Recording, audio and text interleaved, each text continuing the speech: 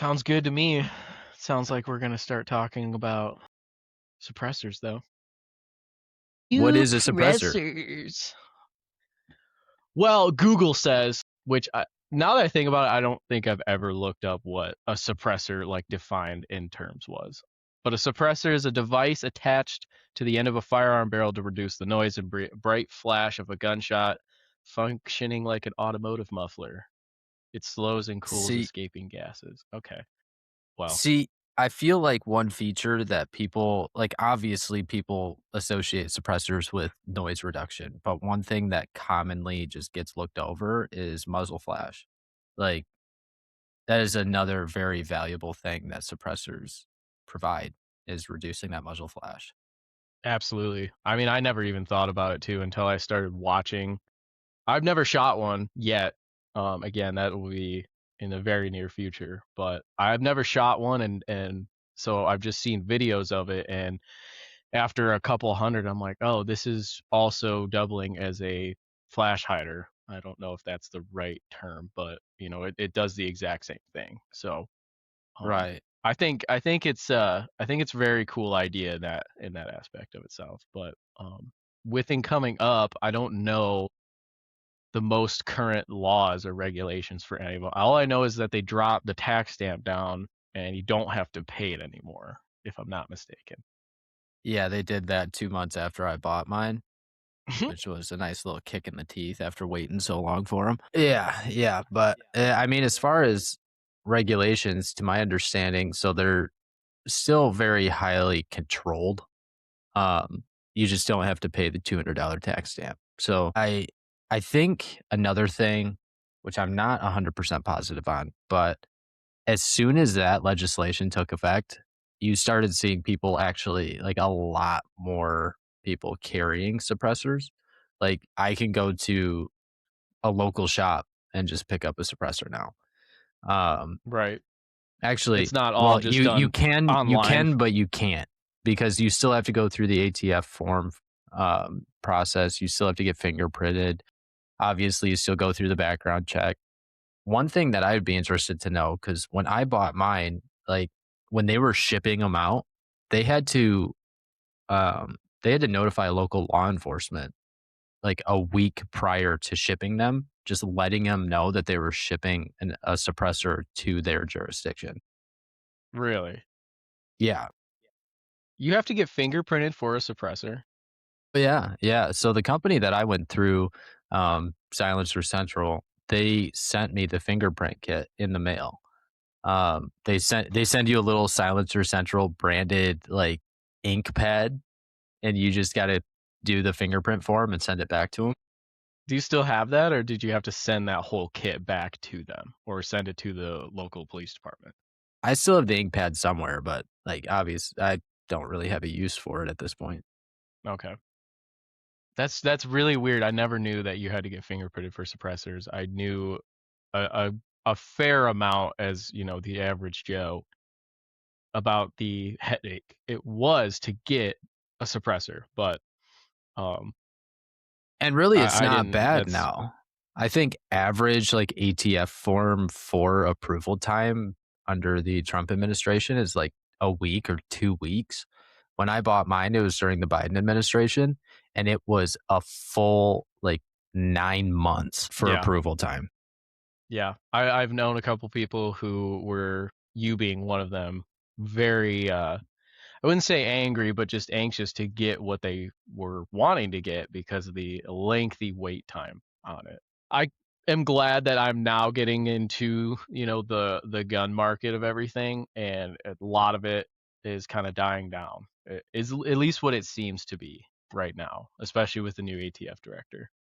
For sure. Yeah, absolutely. And, it's very heavily determined by political figures. So during Hmm. the Obama administration, like you couldn't even buy ammo. And then, now under Trump, it takes 2 weeks to get approved for a suppressor. Like the overall process, if you decide you wanted one today, you could have it in a month. That is crazy because I actually noticed for the first time the other day at our like local sports shop that they now, instead of it's just being, handguns, optics, and binos. It's now handguns, optics, binos, and cans, like, are three more shelves of it, which is crazy because it's really nice to see that.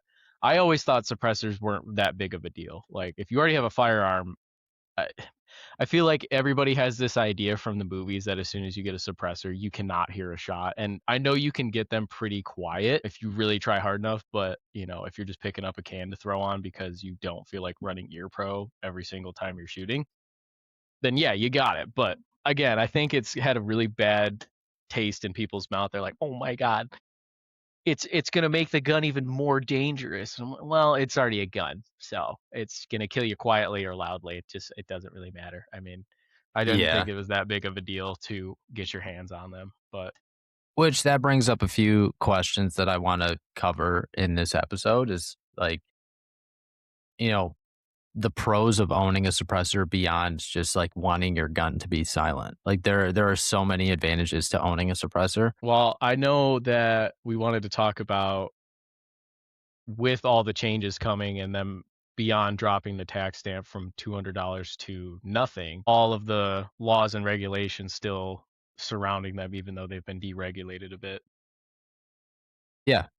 Covering legislation around them, it does seem like it's getting a lot more lenient, to be honest. Like, this is a very opinionated take, but I'd like to see him treated as just another, like, attachment. Like, you can go out and buy a grip, you can go out and buy a stock.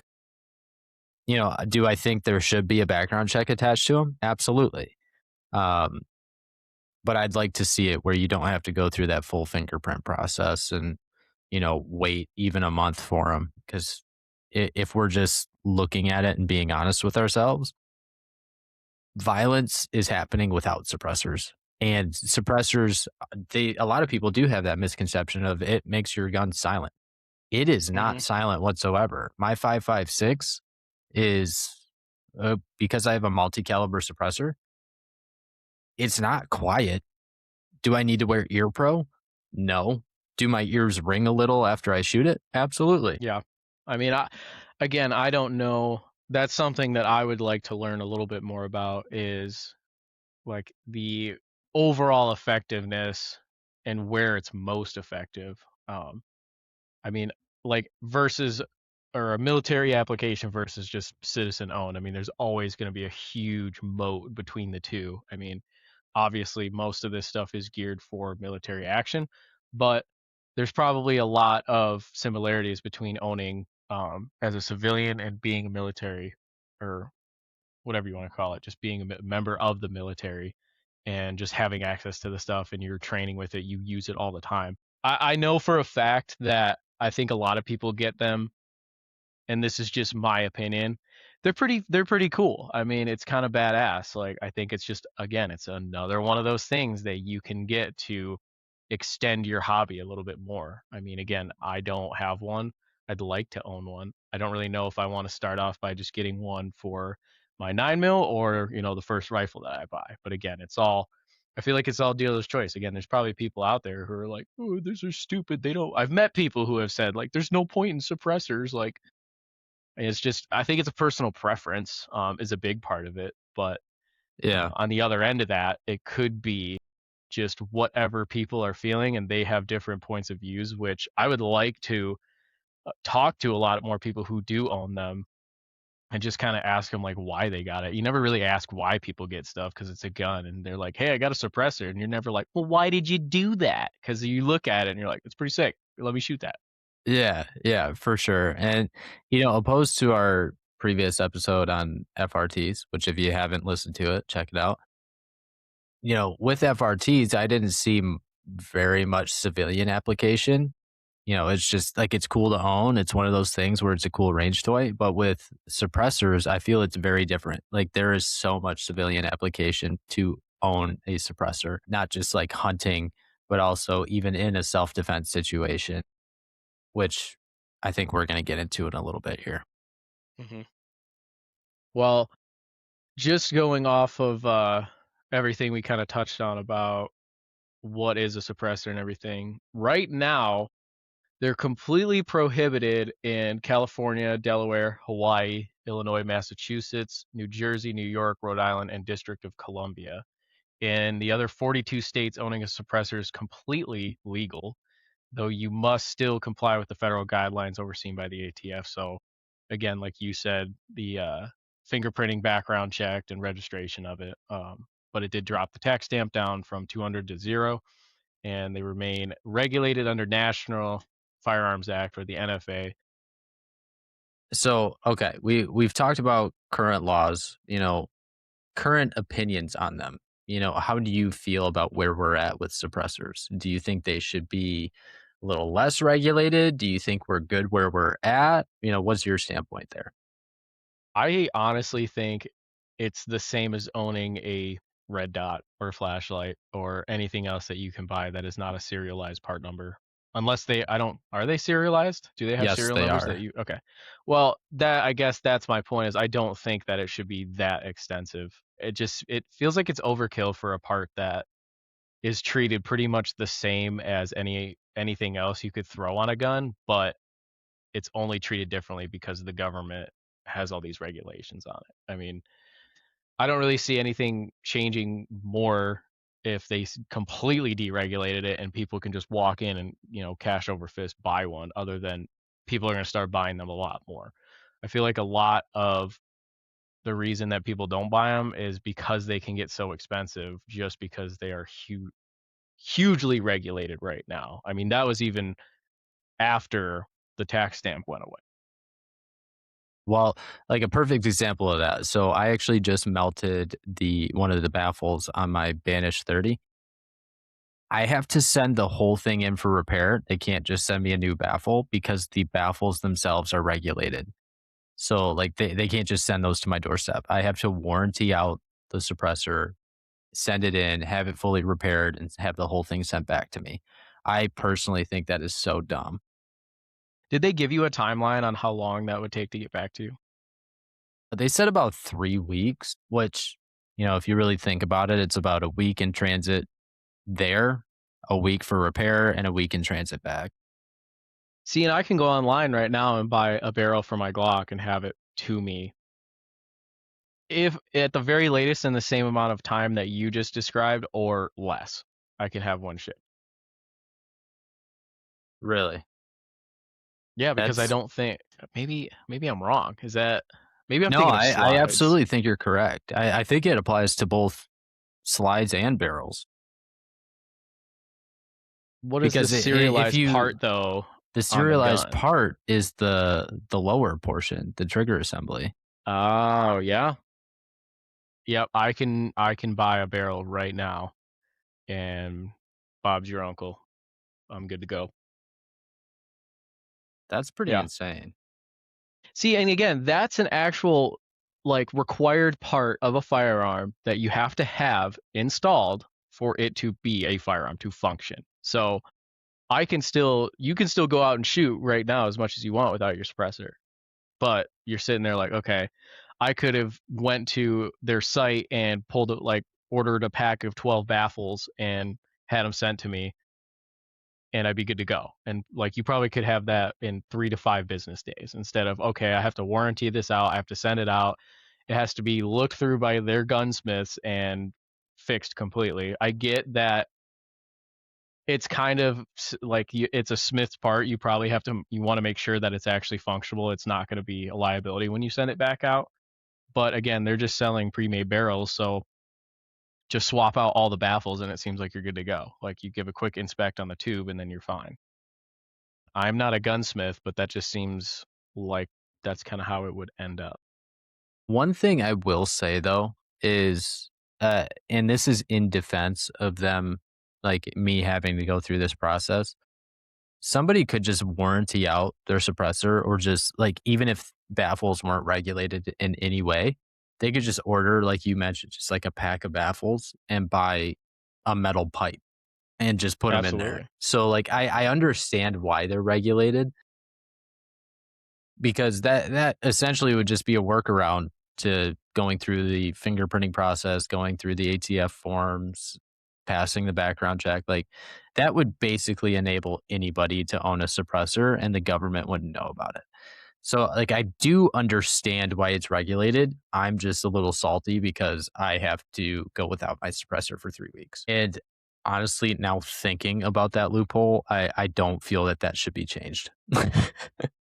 Well, I mean, if you think about it, if your suppressor was welded and, you had a baffle strike and you're like, "Okay, I can't do anything. I have to send it out to a smith to look at it and fix it, or have to warranty it out completely and get a complete new one." I mean, I totally understand that. I mean, I guarantee they probably don't want people welding on their own stuff if they're not certified to do so. Like, For you sure. know, I mean, that's just my kind of thoughts on it, but For sure. it feels like it's just a separate kind of game. If you are somebody who has a welded one and a baffled one, you can have that option to quickly get parts for it. I mean, that seems like a huge part of having guns is you have access to basically everything on your gun that you can buy and replace. So it feels like that should be kind of shoved into that category. Like, okay, I lose a battery on my flashlight, I can get another one, but the flashlight's still good.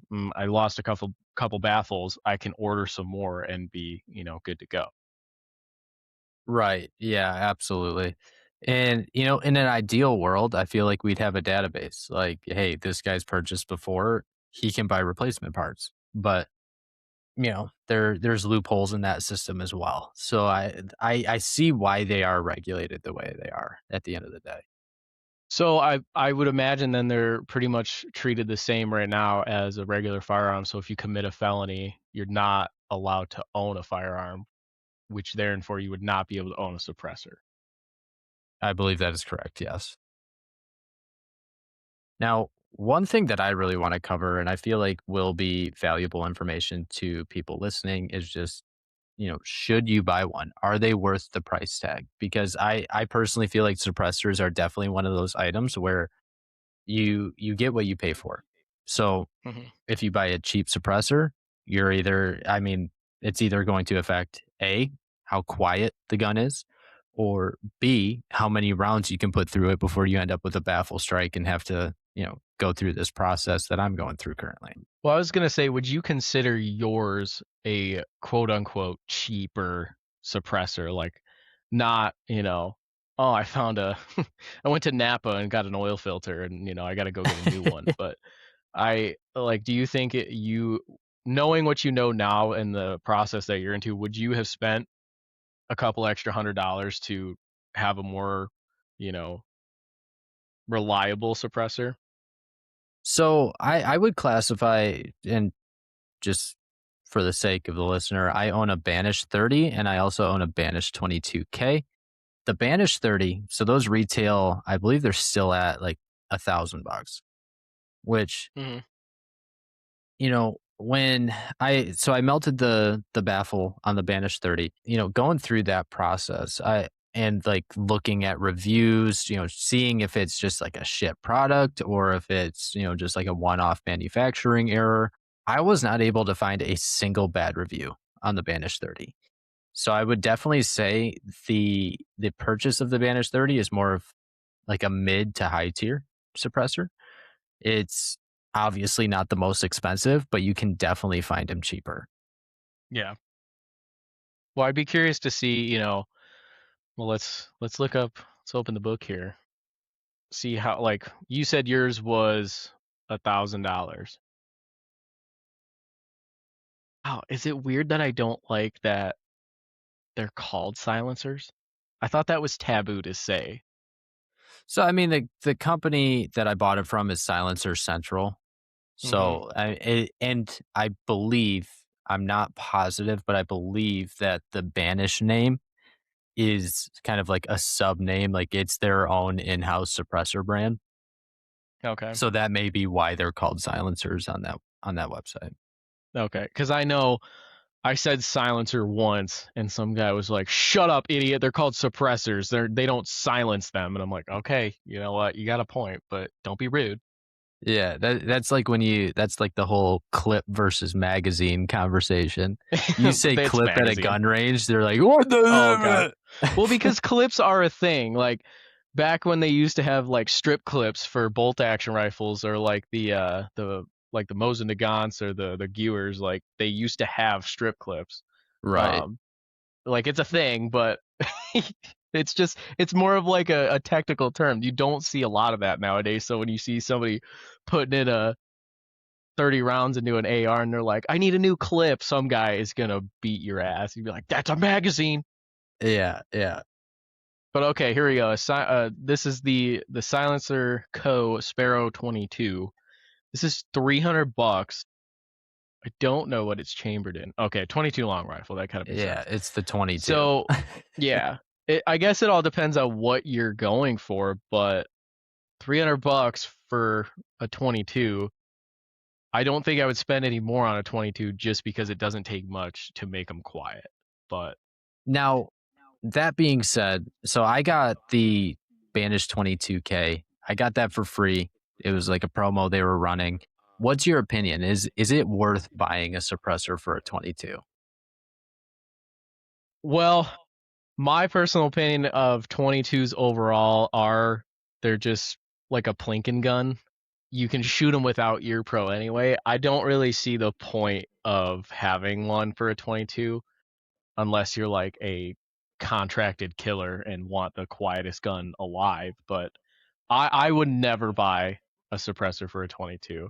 Now that being said, I don't own one, and maybe if I just like fell in love with the first one I got and I needed to have them on everything, might end up buying one.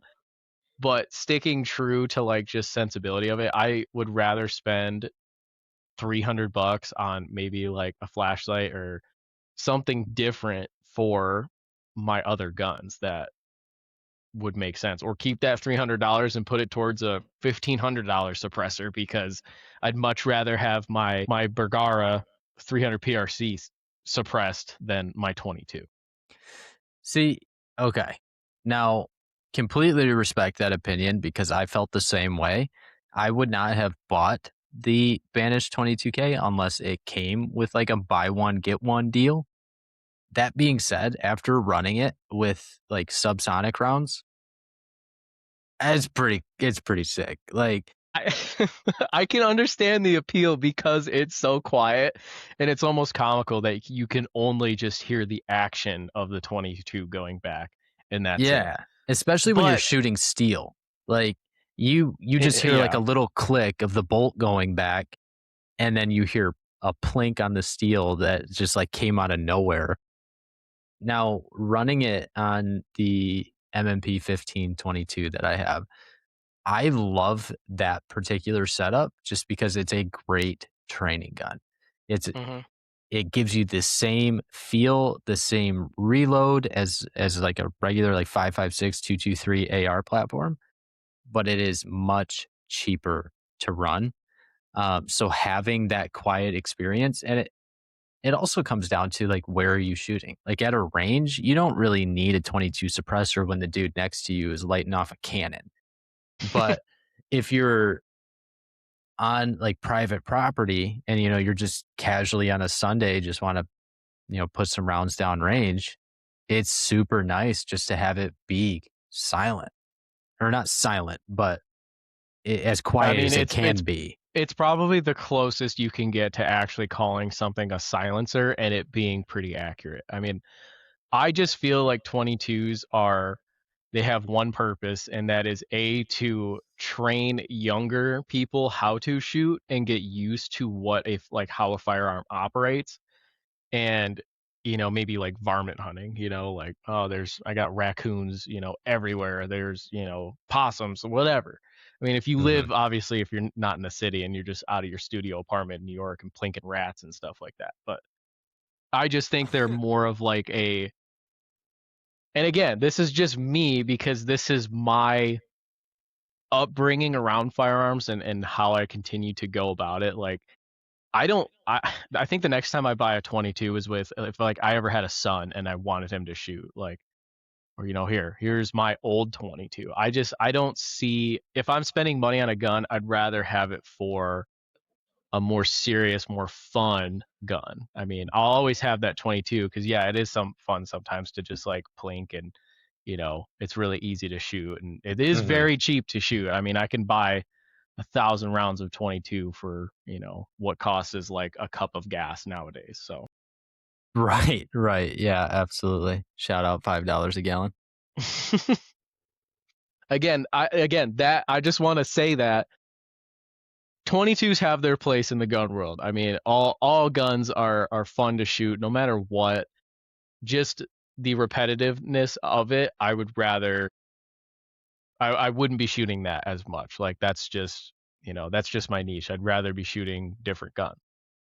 I'll be honest, and I know we're getting a little off topic from suppressors here, but as I've mentioned to you before, like that MMP 1522 is my favorite gun in my arsenal. Like it is just a good time all around. It's not that expensive to shoot. It's like it doesn't blast your shoulder off. It's just a good time. It's like shooting a big boy BB gun, you know? hmm I And guess what I will say. Oh, go ahead. Go ahead. well, running subsonics through that with the suppressor, it it's even quieter than a lot of air rifles nowadays. Yeah, yeah. Air rifles have gotten way more serious than what I remember from being a kid. Yeah. But back on the topic of suppressors, so all around consensus, as far as like owning a suppressor for a 22, just because I know that is a popular discussion, just because like 22 all around from the gun to the ammo to the suppressor is it's a cheaper intro into the hobby. The a lot of these guns like 5.56, 2.23 to an inexperienced shooter, it can be very intimidating. Like Oh, absolutely, taking absolutely. out like recently I took my sister to the range for the first time. She had never held a firearm of any kind. Being able to just set her up with that 22 and letting her plink steel for half an hour, like it's a great intro experience, just like anything else. You don't want to have a bad first impression. And I feel that presents the opportunity to have just a good time for anybody. It's funny you say that because while I was trying to completely bulldoze you and talk over you, my point of that I was gonna say to bring us back onto suppressors from the 22 talk is I feel like it's a and this is again I want to make this aware like this isn't a military page where we have decades of experience in military, like this is just from a normal ass person's perspective. I think having a suppressor would really help a first time shooter get over that fear of just like guns can be menacing to people who have never handled them before. So if all you have to shoot and is like a 5.56 or 7.62 and somebody like wants to shoot and they're a little bit intimidated by it, like having a suppressor might take that edge off of it as to firing a 10-inch AR where it's going to blast pretty hard and it's going to Even freak with people ear out. pro on, your ears are ringing. Yeah, I mean that's like honestly that's a huge thing that I feel like people don't talk about is like people make judgments off of what they can see and hear and read. I mean, if you watch a guy shoot a 10 gauge shotgun, you'll be like, "Damn, that's an absolute cannon." It'd be like, "Yes, it is," but once you shoot it and then you shoot a 12 gauge, you shoot a 28 gauge or, probably want to do that in reverse, like it's really just helping like cut that hard edge off of it and get people a little bit more relaxed while shooting. I mean, For if sure. somebody shot with a suppressor in front of somebody with the first time shooting, I feel like it'd be like, wow, this is way different than I was expecting. It's not like the boobies, it's not like videos I've seen before. So I think it would be a really good way to introduce somebody into it. Absolutely. And, with introing people, I feel like that's the biggest disconnect between like people that are anti gun and, people like ourselves who quite enjoy the hobby. You talk to a lot of people that are against guns, they've never even handled one, like, let alone Yeah, shot it. yeah. So, kind of bridging that gap to make it less intimidating, so where, we can see each other's side a little bit more just beyond just having a hard set wall like you like them, I don't. I feel that that is very beneficial, and that's a pro to suppressors that maybe not a lot of people kind of link together. Percent. Now, I know I mentioned earlier, like, civilian application for suppressors. I feel like we've covered just, like, making the hobby more enjoyable just because you're not blowing your eardrums out. Uh, Another huge benefit to civilian application is self-defense as well. So, going back to blowing your eardrums out in a self-defense scenario, let's say somebody comes into your house in the middle of the night and you're just blasting off a 9 mil. That's going to be so disorienting to not only the person that entered your home, but yourself as well. They could be talking to you, or, there's cues as to where they are, but you can't hear anything. That is very disorienting. So having that suppressor, keeping that situational awareness, that is a huge benefit. So here's a piece. Home defense, an unsuppressed firearm shot indoors can cause immediate painful ringing, disorientation. A suppressor might make this situation much more manageable. I think about it more of I'm not saying I disagree or agree. I guess I might lean a little bit more to the disagree side of it.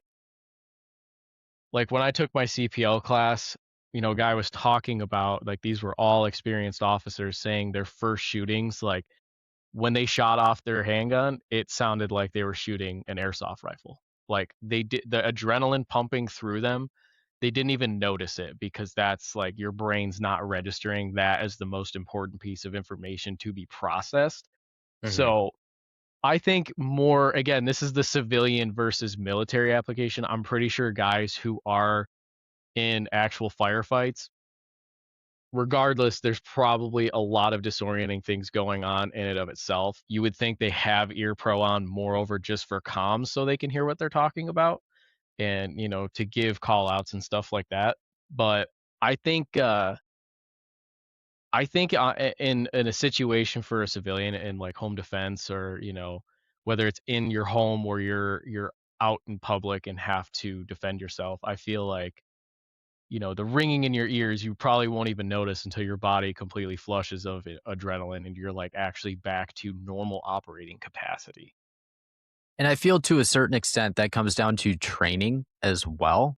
If you've never like trained in a CQB environment or trained for an invader in your home, that adrenaline level is going to be much higher, which in of itself can affect your decision making. But that being said, one argument that I have for suppressors in a self-defense situation is, you you've shot an AR without ear pro on. You could not hear anything, Yeah, that correct? was the worst week of my entire existence shooting a 7-inch barrel AR pistol, no ear pro, raw dog, no suppressor. I mean, that was like it was fun, but again, even with like me getting out and being excited to shoot it, first shot, I was deaf. Like, and I was like, well, after this, I can't really do much more damage. I already can't hear. So I just kept rifling through. I think I put a full 30 rounds through and I was like, oh my God, this blows.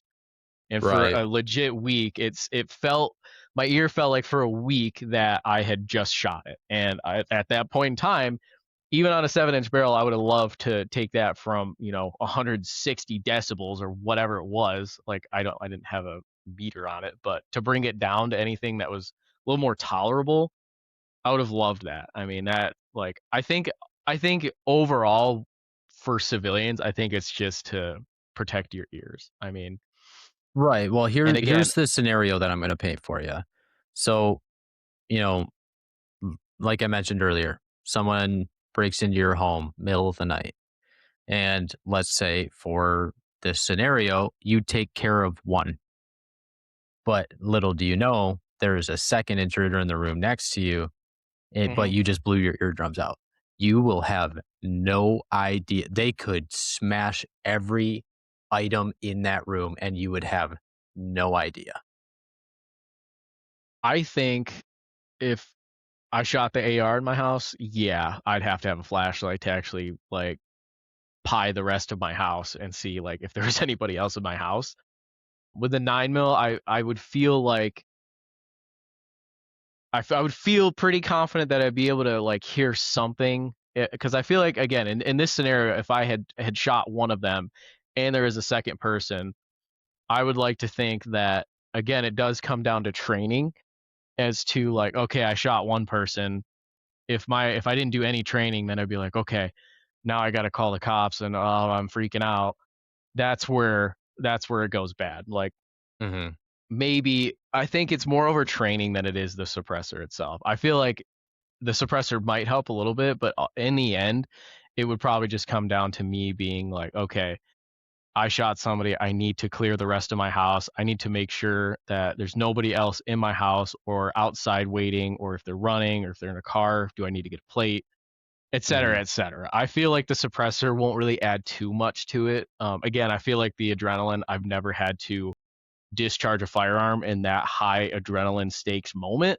So I can't really confirm nor deny that when that officer said, it doesn't sound like anything. You're not even really comprehending that you're shooting a gun in terms of the sound. Like you're not even paying attention to it because there's so much in front of you that you're focused on that you don't really register it. So I Mhm. think that's a big thing too. Like that's why every officer is just not sporting a banish on their on their end of their Glock. Like, Now, that's another thing to mention is, and I'd love to get into this here in a minute. Is just like are suppressors worth it for a pistol? Now, for the sake of the home defense conversation, I think what it comes down to for myself is I'd rather rely on equipment rather than adrenaline. If you're purely relying on adrenaline in the moment to, you know, for yourself to make the proper decision in that moment, which there's going to be adrenaline regardless. But mhm, if you can have your situational awareness and not be clearing the rest of the house deaf, I think that's the main difference for me. I'd rather rely on the equipment than operate solely off of adrenaline, my brain, and eyesight. that's fair. I mean, again, I think it's more of like an opinion based right now, but I think this is like one of the very few things that we might butt heads on. I mean, we're pretty aligned similarly in terms of like guns and everything, but you know, I I train as much as I can, but also like in just out shooting outdoors and stuff. But being in my house, I think at that point I might not really give a shit if I have a suppressor or not on my handgun. Like I Hmm. think in that aspect, and we're kind of pulling away from our like main topic, but I think overall it just comes down to training. Like in Hmm. my house, at least like 3 or 4 times a week, I'll take my pistol out and clear it and just like practice. Like, okay, if somebody's breaking into my house, they don't know the layout of my house, so I have that advantage. How would I use that as to my advantage? Like, I think the training overtakes the reliance on the suppressor than anything else. I mean, if somebody who just has a firearm for self-defense and they put a suppressor on it because they have your stance of, well, I want to be able to hear what's going on around me. I mean, my place of living is not that huge. I feel like even with a suppressor, my ears are going to be ringing nonetheless. They may not be as bad, but I feel like you're kind of splitting hairs with that. So I think it all comes down to just your comfortability to analyze a situation and rely on all of your other senses, because I feel like that is a big thing that is with guns. Like you are firing off black powder. You are creating a mini explosion controlled. So being Hmm. trained around that, I feel like your other senses will get used to being able to analyze everything. Like, okay, what can I can't hear as well, but what can I see? What can I smell? What can I feel? Like, what other things around me can I use to help me make better decisions?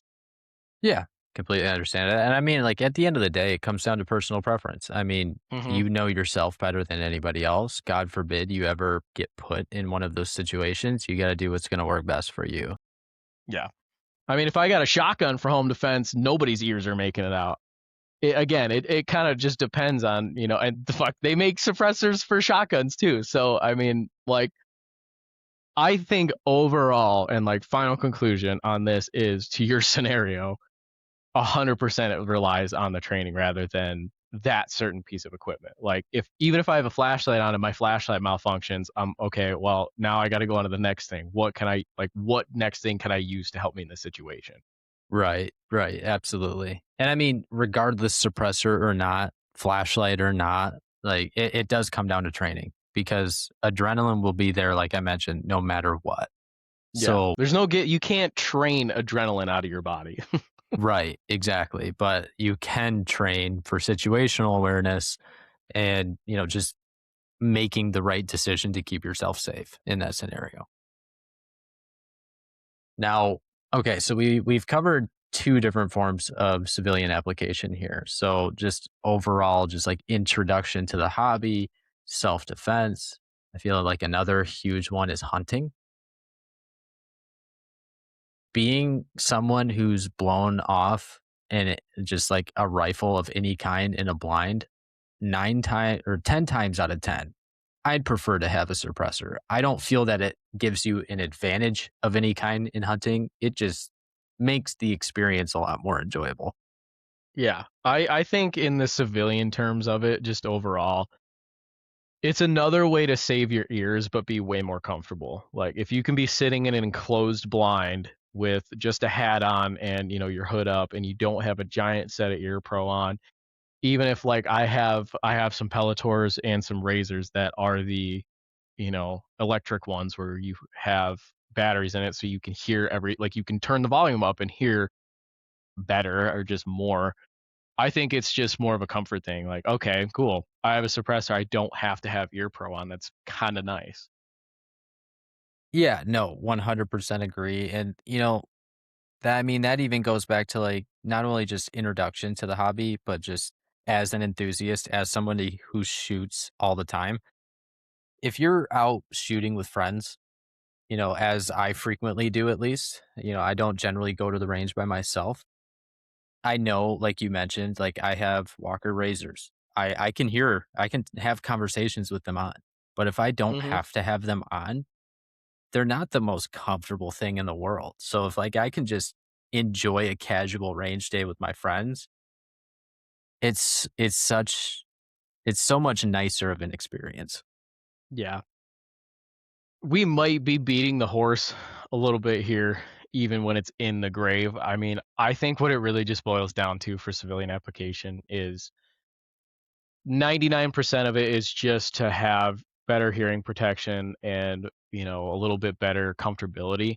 That other 1% is like, okay, I'm in an apocalyptic scenario and I need to be quiet and the zombies are all around me or I can't let anybody know that if I fire my gun right now, other people are going to hear it. I don't want them to hear it. I think moreover it's just for civilians and just normal people shooting. I think it's a way to get ear pro and just be better protected. And again, I think it's kind of a flex. I think it's to show that you got some deep pockets and you can show that you can buy a suppressor and you have, and you're not a felon. I think that's another thing it shows. I mean, Yeah, I don't and really I see any mean, crazy giant benefits other than ear pro. And maybe just flash hiding. And again, that seems more leaning on the side of, military.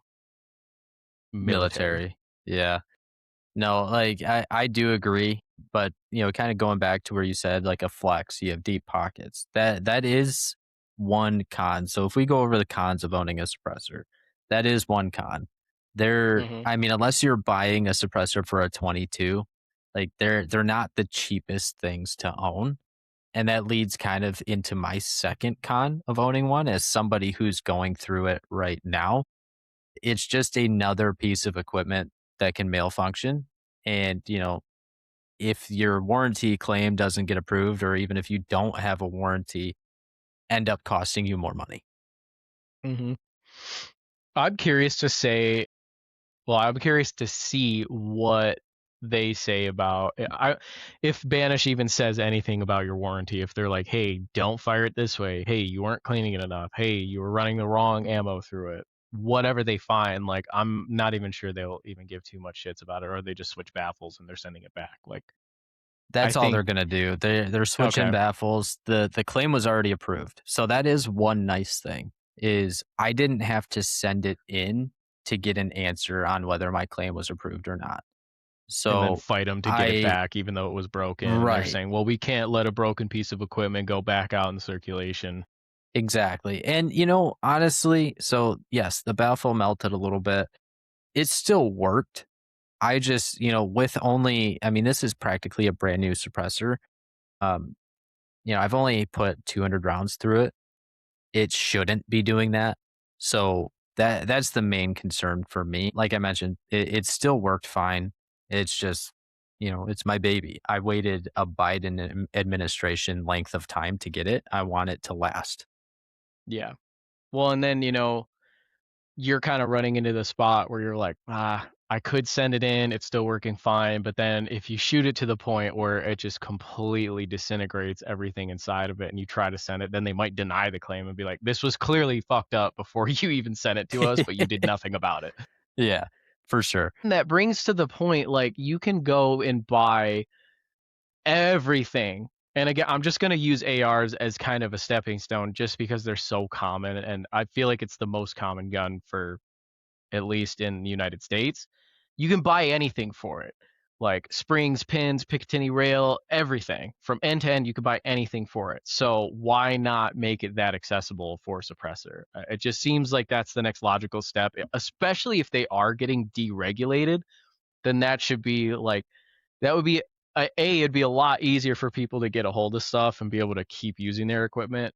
I think also on the other end of that, in terms of the business aspect of it, that's another thing you can market. That's another thing you can get more money into your company for. Like, why not have kits that you can sell? Like, oh, if you buy this suppressor and you go to checkout and they're like, would you like to buy an extra set of baffles? You never know. Like, Yeah. I just feel like that's a way smarter deal.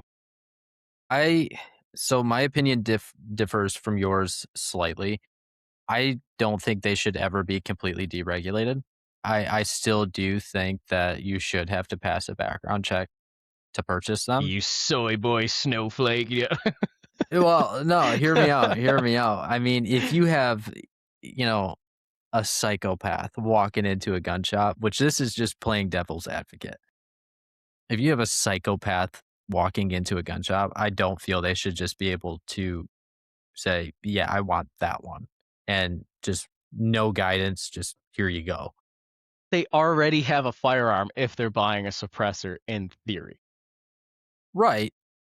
But, you kind So of I go feel like into like mass anything shooting before that, they scenarios. shouldn't have a gun. They shouldn't have a gun at all. Like, Right. I look at suppressors as they're the same as buying a muzzle brake. I feel like they are no different whatsoever. Yeah. And I mean, if we're being honest, so my opinion might change here slightly.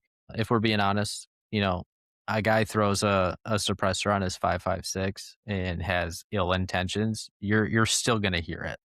So that's kind of one of those things where it's like, and going back to FRTs, Glocks, like we talked about in our other episode with switches on them. If you really want it, you can get it. You know, so now that's not me advocating for if you can get it anyway, just deregulate it because that would just deregulate everything. But I, I'm still a firm believer that there should at least be a background check process. Do I think there should be a waiting period or anything? Absolutely not. Do I think there should be a tax stamp? No. Just having that background check, it's not going to completely solve any and all problems that come from suppressors, but it, at least makes the process a little bit tougher. See, but I feel like, so I go to buy a gun. I'm a contributing member of society. My background's clean. It clears that day that I'm doing it. After that, it should be, everything's open to me now. Like, I pass the background. If it gets to that point, then I think then maybe it needs to be kind of refined. Like, okay, you need to do a background check every 5 years if you own a firearm. Maybe that, like, it's kind of treated like when you get your license, you don't ever have to take a driver's test again, even if you have you develop a huge drinking problem, or you start losing eyesight, or all this other stuff that may happen, or just getting older. Like there's people out on the road right now who are 80, 90 years old driving that probably shouldn't be, but nobody regulates that at Oh, all. You get your that's driver's half of license at Florida. 16. Yeah. You get your driver's license at 16, that's the end all be all. They're like, "All right, have fun. See you when, you do something bad." I mean, if you get your license revoked, you get it revoked. I mean, now you can earn your license back for driving. I don't think it should be the same exact way for firearms. Like if you're a felon, you're a felon. You can't own a gun. If you committed a Yeah. violent crime or a felony worth crime, you should not be owning a firearm. You lost that right. Like, sorry. And then And that here's an might argument there, and I don't mean to cut you off. So your argument currently is, felons should not be able to own firearms, which I agree. There's zero tolerance policy there. But let's say a felon gets his hands on some type of firearm, and then he can walk into Joe Schmo's gun shop and buy a suppressor for it, like free, like outright, you know, there's an issue there for me. There should be some kind of check on, is this guy a felon before he purchases that item? well, do you think I don't know, this is all it can get so hypothetical that it's not like accurate, but I kind of look at it like if somebody's going to buy a suppressor, or if a felon has a gun and they need something else to do whatever they need to do it worse, like would they not pick up a 60 round mag or whatever? Like, there's I don't know.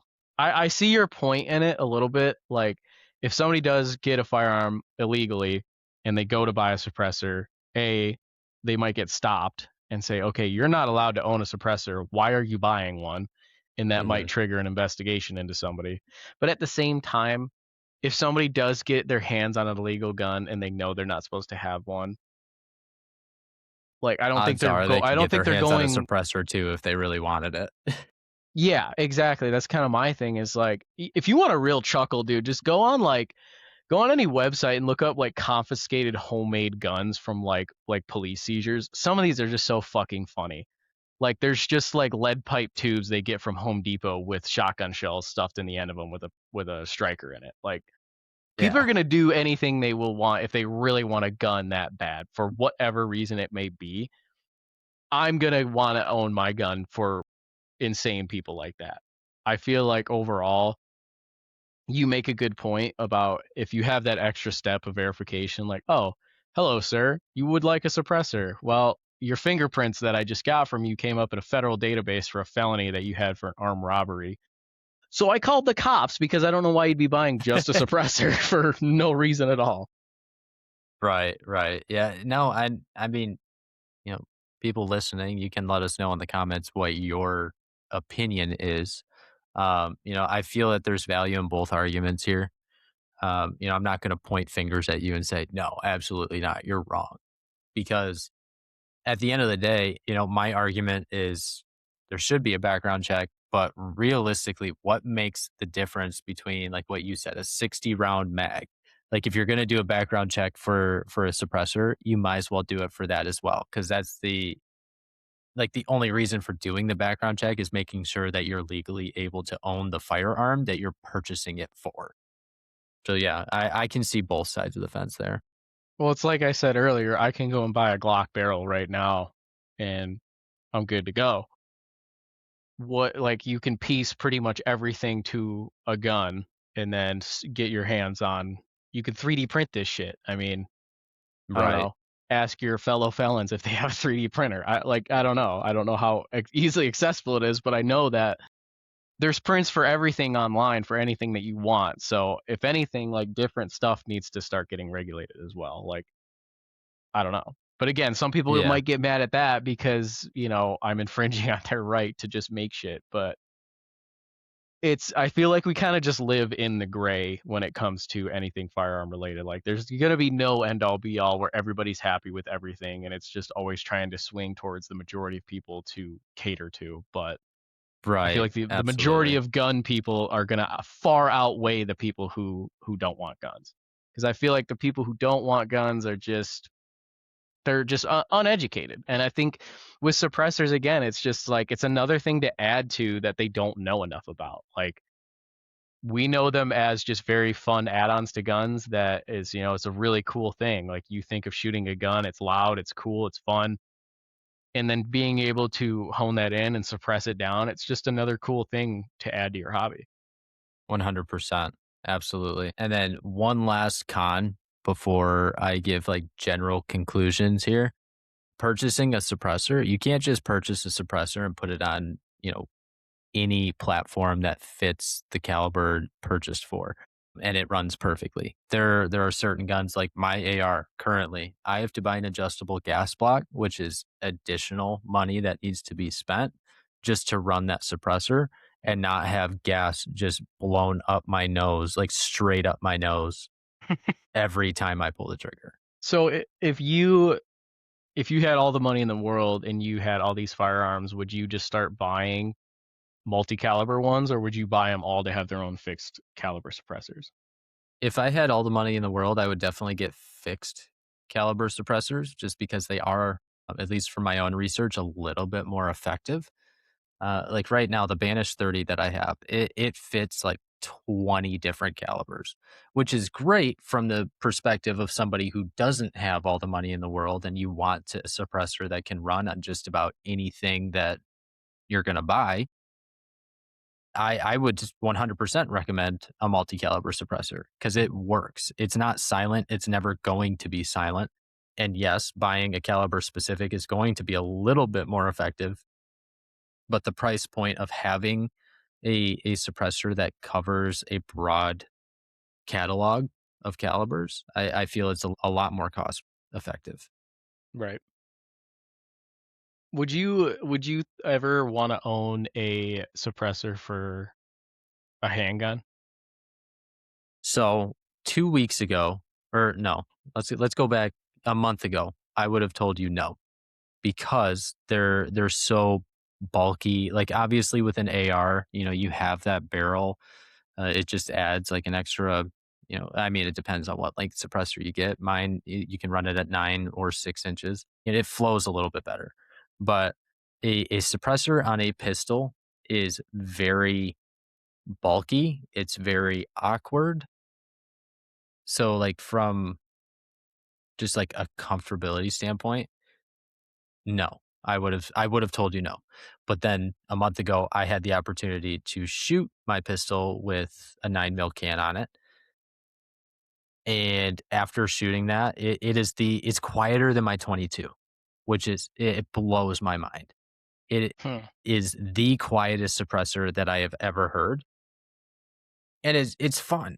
It's fun to shoot. It's so much weight on the front of your pistol that it keeps you it keeps your aim point steady. Like that recoil just it goes down to nothing with that much weight on the front.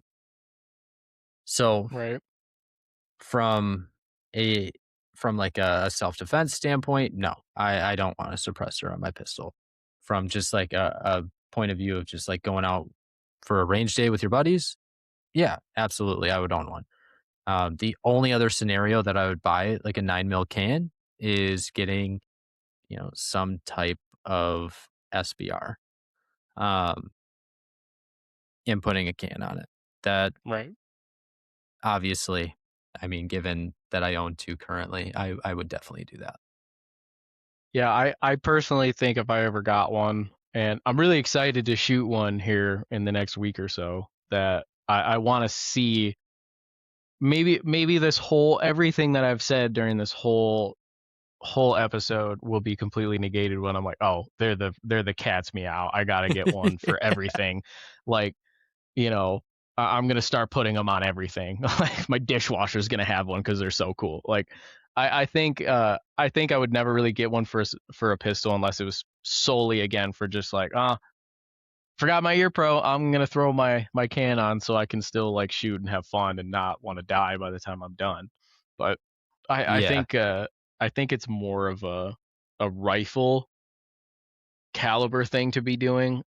I mean, if you have one for a pistol, that'd be sweet, and I would love to hear from other people as to what they they think about them on pistols because and I'm very caged in my opinion because I just don't have too much experience with it. So I'll have updates probably in another 2 weeks or so and see if I have any more feelings on it. But I think overall for me, it's just another fun piece of equipment. I think I would kind of put it in that category of like an FRT. Like it's another thing you can get that's fun to shoot with, but I think it has that added capability of just it's more reliable and it's more practical to actually have than an FRT. I think it's something that you can purchase and throw on your gun that will add if it adds to your longevity of shooting, then I think that's always a positive. I think that's always if it gets you shooting more and if it engages you more into your hobby of being in and shooting with guns, then by all means, I have no issue with that. For sure, and, my final conclusion, it is a little bit different than yours, just with personally owning one or, 2. I have said this multiple times, I will never shoot unsuppressed if I can help it again, at least when it comes to my rifles, like, obviously pistols, another thing to look at with 9 mil is 9 mil suppressors are not cheap, so if you kinda weigh out price point versus, like, how heavily or, like, how much use you're gonna get out of it, that's where it doesn't really add up for me, paying $1,000 to put something, um, on a pistol just for fun. I wouldn't really do that, at least currently, but everybody's a little bit different. Now, as far as like putting it in the same category with an FRT, I do disagree with that. I feel like it provides way more value than purchasing FRTs does, just purely out of how many use cases there are. So hunting, it makes that whole experience more enjoyable. Range days makes that experience more enjoyable. Self-defense, as I mentioned my opinion on using suppressors in a self-defense scenario, I think it provides an extreme amount of value.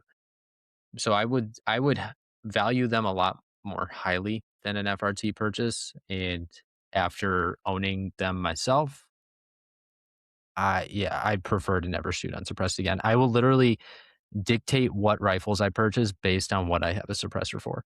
Really, Absolutely. Now that I being I said, disagree with that heavily. I have a very wide catalog of what I'm able to purchase because I have that multi-caliber suppressor. Right. I only disagree with that just because like there's gonna be guns out there I know for a fact that you're gonna want to get, and you're gonna be like, well, either A, I have to buy a suppressor for it, I got to shoot it unsuppressed, which I feel like you're not gonna be like, no, it doesn't have suppressor capability, so I'm not gonna get it. But I feel like a big part of it is like I feel like I would get tired of a suppressor if I had it on all the time. Again, me not shooting one ever, that might change, but I just feel like it's kind of like you'd want that diverse kind of rounded.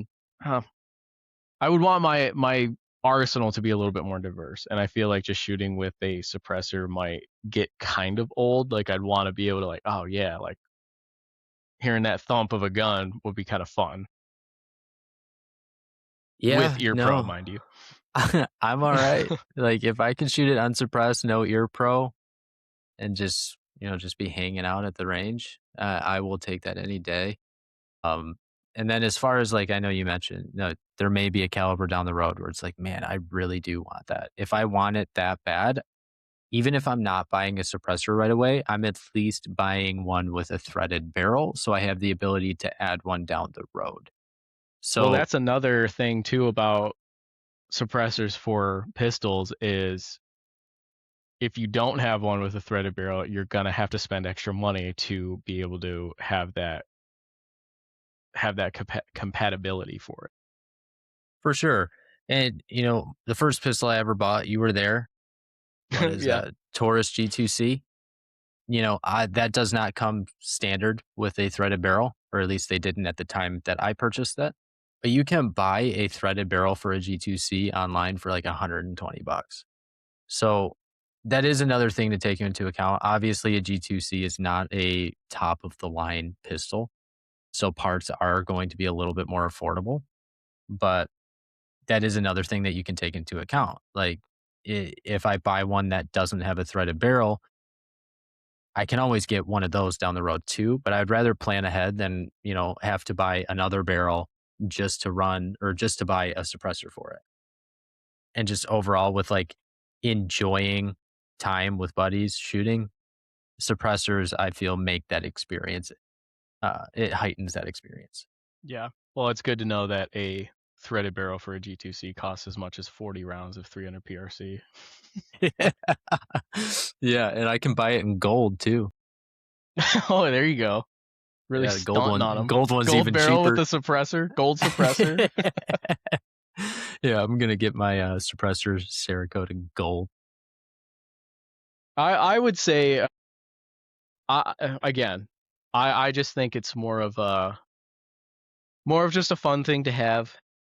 I would like to see if my opinion changes on that when I shoot it. I can't really see outside of just shooting it if there'd be anything crazy going on, but maybe also if I, get more experience in guns and shoot different types of guns, I'd be like, okay, this thing might run better with a suppressor in the terms like it might shoot better, it might be more easy to handle, whatnot. But I just think in terms of me right now, like the suppressor is the last thing that I'm going to ever buy for something because I'd rather focus on everything else that I would want for a gun. Like if my first AR, I want to get the AR itself, an optic, different grips, mag, stock, you know, everything else will be on a priority for me. Then the suppressor be like, okay, my build is complete. Now I'm ready to throw a suppressor on it and make it like that 100% complete build. I just don't think it's not really a priority for me. Mhm. It doesn't give me the same amount of feeling as like, oh, I'm gonna get a new trigger because I don't like this trigger how it feels right now, and I want a lighter trigger pull that would help me shoot this gun more effectively for me. And in term like, okay, if a suppressor just takes away 99% of recoil, I mean, I'd be an idiot to not be like, okay, that'd be kind of nice. It'd be more accurate, be more just efficient with it. Then yeah, absolutely. I think it's just one of those lower priority things for me, although it's cool as hell. I think they're awesome. I think they're really, really they look really fun to shoot, and I think they're just another great thing about guns. For sure. No, I agree there. Even though priorities differ, that's really one of those things that just comes down to the independent shooter. Obviously I want a reliable optic. I want a reliable platform. Ideally, I'd like to buy a reliable platform and not have to build it. But that being said, like I would definitely prioritize optic over suppressor. I agree there. You, being quiet does not matter if you can't hit shit. I've So yet to see somebody post their build that has iron sights with a suppressor on it. I'll just say that. yeah, no, 100%. That is pretty much all I got on suppressors. Let us know if you guys feel the same way, who you align with more. And yeah, that's all I have. Yeah, I'm not sure we really learned too much, but maybe we learned a little bit. I don't know. I learned that you have different views than me. Yeah. That's about it. Until next time.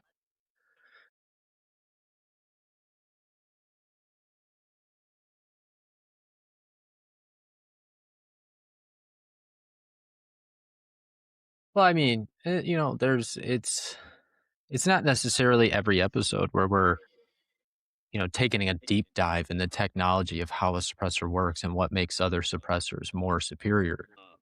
It's learning through conversation and forming an opinion based on two opposing opinions.